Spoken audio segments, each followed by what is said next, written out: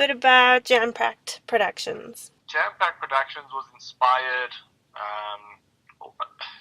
Initially, it was just going to be a more corporate company doing from bar mitzvahs to corporate events and all of that type of stuff.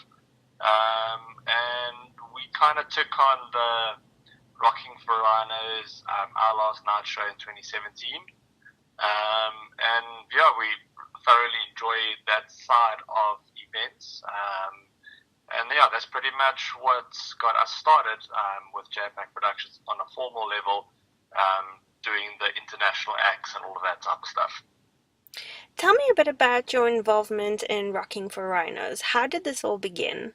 My business partner and my partner Genevieve, she was a massive animal activist her whole life, and when we met, she kind of inspired me, to also get more involved and make a difference in the world. So she found out about Rocking for Rhinos I think it was 2012 was the first time we heard about it. And she told me about the events and all the stuff that they do. And at that time, I was playing in a band called Bombs and Issues. So we decided, well, let's help out with the event, and our band will perform, and just try and get involved in a small way. Yeah, so basically we went over to Hoedspruit. I played the show. We helped a little bit out of the events. And then from there, we just started, meeting the owners, Gareth, who's the CEO, and his team. And we decided, let's branch out, not just do the Hoedspruit event. And we took on the Johannesburg, Pretoria, and Cape Town side of things. And I believe you're going to be donating, well, your aim is to donate at least 1 million rand to Rocking for Rhinos. Well, that's the ultimate goal. So obviously, Jam-Pack Productions is a company on its own. So Jam-Pack Productions and Rocking for Rhinos aren't the same thing.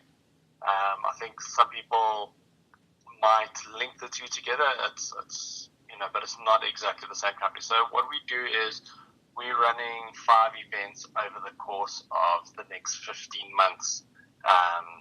One of them being a strictly Rocking for Rhinos event. That's the one we're going to actually do that in September this year. And then our other events, like such as Secrets coming up shortly, Dance Gavin Dance, Our Last Night, Hands Like Houses, Fit for King, and all of those events are Jam-Pack Production events. But from our company, we would like to add to the donation, and as an overall goal between the Rocking for Rhinos event and from our company, we'd like to raise R1 million for conservation. Now you're bringing 5 bands down. That's no easy feat at all. What challenges have you bumped into along the way? Well, the challenge is to coordinate the international acts. Them having such busy schedules, for them to come to South Africa, it's a little bit of a tricky situation. Clearly, their flights are a lot longer than for, let's say, a European band goes to France from England, that they can get there within an hour, 45 minutes. Them coming to South Africa, especially the Americans, you have a lot of time. But you sell the concept to them and what they're going to be doing and coming over and jamming the shows. But at the end of the day, time is money for the internationals. So them missing a couple of days here and there is quite hectic. So it's something that to find the right time. They also have bigger tours which pay a lot better than what South African tours could pay. Let's say, for example, they get a headlining tour across Europe. They can't really say no to that because they can really capitalize on that and not just play 3 shows. When they go to Europe, they'll play within 3 weeks. They'll play 15, 20 shows. If you know what I mean. Where in South Africa, we don't have the demand for them to come here for 2 weeks and play more than 3 shows, really. So it's to find that balance where, they're happy. It's almost like it's a gap in their time where they're not really that busy. They might be doing songwriting. They might be, just having some leisure time. So, yeah, it's to find that balance for them to come over. It was quite a nightmare at first. But yeah, we finally got everything sorted out on our side. What experience do you have in the music scene? I know you did something with Warped. Or my personal experience or Jam Pack Productions experience? Your personal experience. Well, I've personally been in the music scene since the age of 15, playing in various bands. Not as much doing events, obviously doing smaller events within our band circles, hosting our own shows and all of that type of stuff. But mainly it's been towards later on in life since I've been helping out of the Rocking for Rhinos side of things. Our first event, a big event, was actually a local event that we did for Rocking for Rhinos in 2016. That one didn't do nearly as well as the Our Last Night tour. I bet most people won't even know that we did that show. We had a huge local lineup, obviously to raise money and all of that. Then going to the Warped Tour question, that wasn't as such like me working at Warped Tour. I went over with Our Last Night to learn the ropes, of how they run things, professionalism that comes with it from a company that's been running for over 25 years now. I think we're 25th years this year. And yeah, I was privileged enough to go over for close to a month, and being in the back end of Warped Tour, not just in the crowd watching bands. I was learning a lot. Working alongside their crew, seeing how their crew operates, chatting to their stage managers, I was actually chatting to the owner of Warped Tour, asking him questions of like how things go, what is ups and downs, how to tackle certain situations. I met his daughter as well, Sierra, I think her name is. She's also quite involved with the Warped Tour, obviously her dad being involved. We had a lot of time to chat about things, and she gave me quite a lot of advice. So that was more of a learning process. I think in South Africa we don't get that opportunity to see something on such a big scale. I know we've got big events, but on a touring scale, we don't really have anything as big as Warped Tour. So definitely a very good learning opportunity that I took. Speaking of the local scene, what is your attitude towards the South African rock and metal scene? Well, I absolutely love the South African rock and metal scene, and that's why we actually started this company, because we believe that there's definitely a gap in the market. I know that a lot of people have lost faith in the scene, and you can see that by the bigger festivals where they've kind of cut out the metal bands and the heavy rock bands completely. And we don't see the reason for that. Those are the guys that are diehard. Those are the guys that will come regardless if it's raining or storming. They'll come out to the shows. There's obviously been, in my opinion, there's amazing promoters out there. Like Cranked Up is amazing. Like, we have a lot of big festivals that I really look up to, and I think that they do a wonderful job. I've also noticed in the years and being in bands that a lot of the events have been just not run very well. They're sometimes not a professional. They don't take the bands professionally. You will get to the event, and on the event they say, "Oh no, the show's been cancelled," this and that, which kind of takes the industry and makes us look as like we're unprofessional as a whole. So yes, I know there's been ups and downs in the rock industry, but are we hoping that we can create that spark again? We noticed the spark was there when we brought Our Last Night over. Also noticed the spark was there when I went to the latest Cranked Up. So there's definitely a demand for it, but I think people just want quality shows. People want to be taken seriously. Bands want to be taken seriously.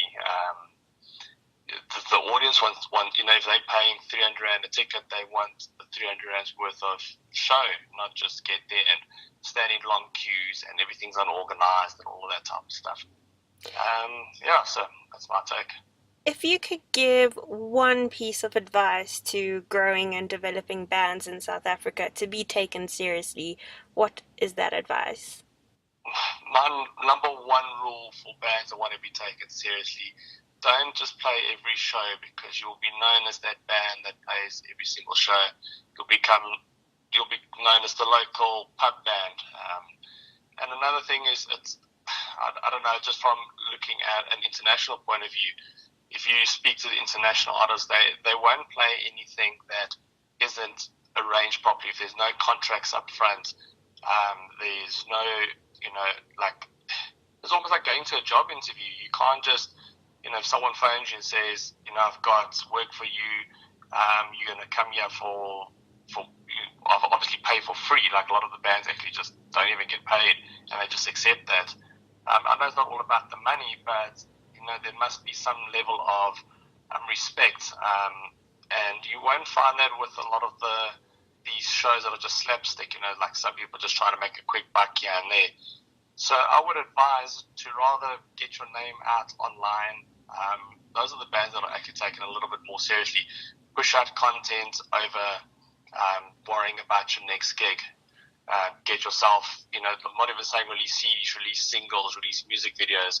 Just be active on social media and PR is such an important role. I think a lot of bands think that they can just rely on Facebook and Instagram and they're going to make it big in the industry. It's completely wrong. You need to have someone doing your PR for you, getting decent interviews. And when people see you taking yourself seriously, they will take you seriously as well. If I had to go watch a band at a show and I see the show wasn't taken seriously and I watch that band at that specific show, automatically my gut feels like, these guys don't even take themselves seriously.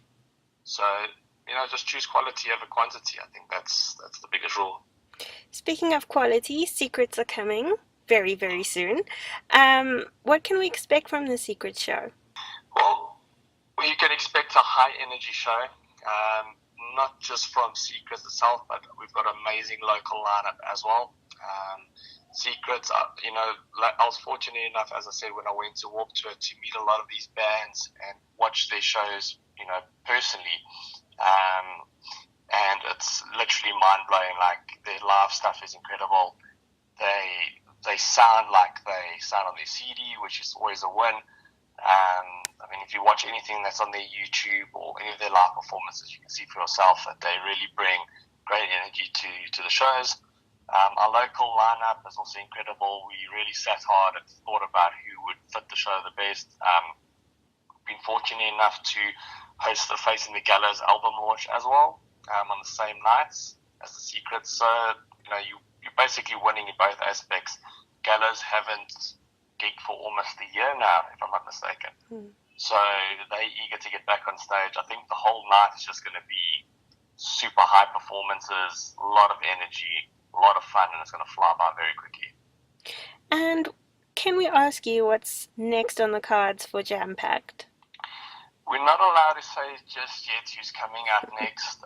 We have finalized our local lineup for our next act. I can give a hint, it's going to be heavy. The show is going to be big. The band that's coming over is personally my favorite live act I've seen while I was on Warp Tour in that genre of music, in the heavy genre of music. Definitely something that you want to go to. I just can't say names or anything just yet until the band obviously likes to announce things first. But yes, it's going to be massive, and it's not much longer after Secrets that the second band's coming over. That's very exciting news for us. Is there anything you'd like to add? Yeah. Well, look, if people can get their Secrets tickets, it's basically 2 for the price of 1. You're getting to watch the Facing the Gallows album launch, getting to watch International Secrets, you're getting to experience a really cool evening with a whole bunch of amazing local bands. A Fate Like Yours, I literally signed just to do Jam Pack production event over 2018 and 2019. People haven't seen them for the last 4 years, so it's good to see the old veterans coming back into the scene as well, and being inspired to perform. And the tickets are reasonably priced. You can get bird tickets at 170 Rand. You can get the early birds have been sold out, like Cape Town sold out already. You can get your general tickets for $190. It's a good deal. Yeah, great deal. Thank you so much, Craig. Really appreciate your time. Pleasure. To get your tickets and make your mark, go to webtickets.co.za. For more information, go to jampackproductions.org.